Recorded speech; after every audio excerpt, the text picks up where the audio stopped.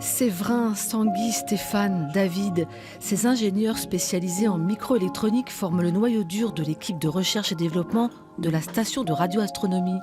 Leur mission actuelle, réduire la consommation énergétique de puces minuscules. C'est très important parce que pour les instruments du futur, le fait de miser sur la consommation des circuits intégrés et faire tout le possible pour le baisser, ben on va quelque part baisser le coût de fonctionnement du futur instrument. C'est un travail qui est très passionnant parce que malgré le fait qu'on soit en plein milieu de forêt de la Sologne, où on est un peu quand même déconnecté de tout le reste du monde, on travaille quand même sur des sujets qui sont à la pointe des technologies d'aujourd'hui et qui nous ouvrent en même temps beaucoup d'opportunités de rencontres, de réseaux et surtout de travail avec les gens de différents pays. Cédric a intégré la station il y a 15 ans. Ses spécialités sont le numérique et les mathématiques.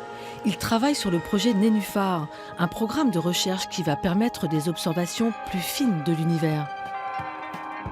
C'est la première fois qu'on a autant d'antennes concentrées sur la même surface en fait. Donc ça va faire de Nénuphar un instrument très sensible dans sa bande de fréquence et ça va nous permettre d'observer des signaux qu'on a peut-être déjà vus mais avec une précision bien accrue comparée à l'existant en fait. C'est très passionnant aussi d'un point de vue technique pour nous ingénieurs et techniciens. Ouais. Embarqués dans des recherches qui les projettent aux confins de notre galaxie, les ingénieurs de Nançay n'en gardent pas moins les pieds sur Terre.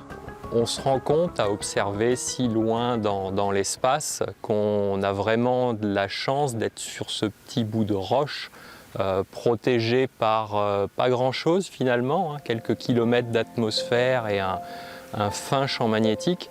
Et faut prendre soin de ce morceau de roche parce que c'est notre unique vaisseau.